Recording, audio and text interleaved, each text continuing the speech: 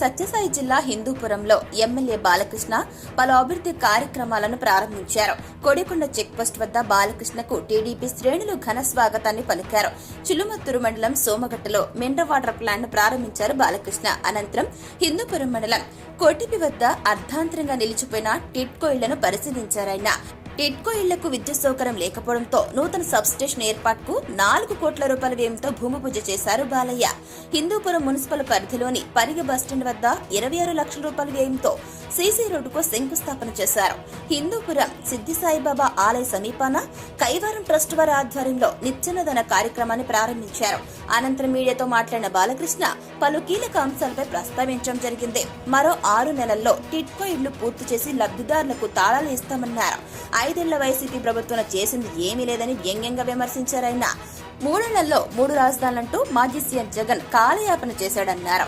ఇసుక మద్యం అమ్మకాల్లో వైసీపీ ప్రభుత్వం భారీ స్కామ్ చేసిందన్న బాలకృష్ణ ఎన్నికల్లో ఇచ్చిన హామీలు నెరవేర్చని చేతకాని ప్రభుత్వం వైసీపీ ప్రభుత్వం అన్నారు. తామిచ్చిన హామీలని నెరవేరుస్తామన్నారు బాలకృష్ణ. హిందూపురంలో స్వర్గీయ ఎన్టీఆర్ 40 ఏళ్ల క్రితం అప్పట్లోనే పారిశ్రామిక వాడ నిర్మించిన ఘనత ఆయనకే దక్కుతుందన్నారు.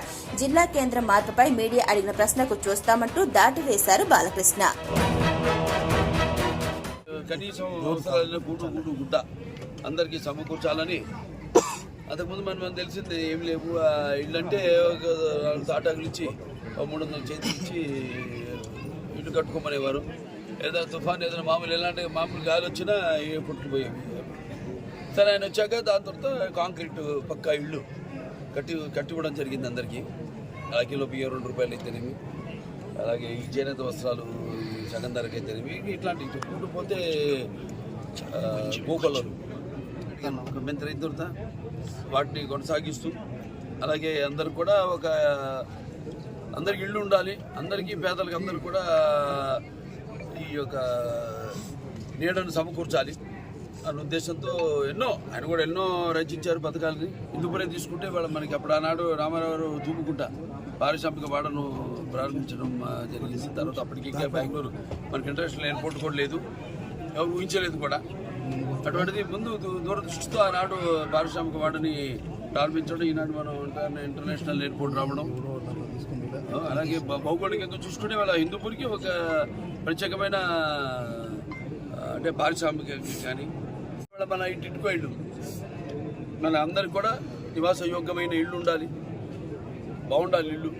అంటే లేటెస్ట్ టెక్నాలజీతో ఆనాడు ఆస్తులు కానీ వస్తువులు కానీ ఇంకా ఇళ్ళ కోసమని వాళ్ళు ఎన్నో కాయలు కాచేలా ఎదురు చూస్తున్నారు. ఎన్నికల ముందేమో జాబ్ క్యాలెండర్ లాగా వాళ్ళు క్యాలెండర్ రిలీజ్ చేయడం జరిగింది ప్రభుత్వం, ఇప్పుడు వైకాపా ప్రభుత్వం.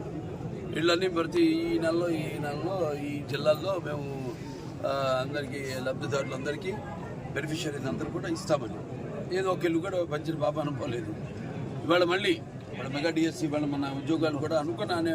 ఏవైతే మేము హామీలు ఇచ్చామో అప్పుడు ఎలక్షన్లప్పుడు వాటన్నిటి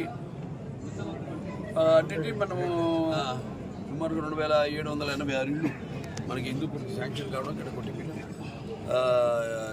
అలాగే సుమారుగా ఒక 1586 ఇళ్ళు బేస్మెంట్ లెవెల్, మిగతా ఏదైతే మిగిలిన 1200 ఇళ్ళు 1200 పూర్తయినాయి, 80% పూర్తయింది.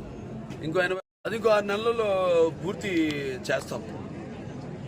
తమిళ కొద్దీ ఏదో తీగలాగితే డొంక కదిలిందని ఇవాళ ఎంత భారీ స్కామ్ జరిగిందంటే రాష్ట్రంలో అన్ని వ్యవస్థలను కూడా నిర్వీర్యం చేసేసి ఏదో ఎంగిల్మెంట్లో దాల్చి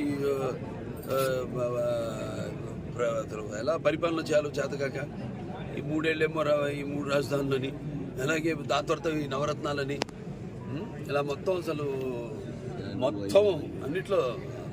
అన్నిట్లోనూ కమిషన్లు శాండ్ కానీ ఇసుక దాంట్లో కానివ్వండి, లేకపోతే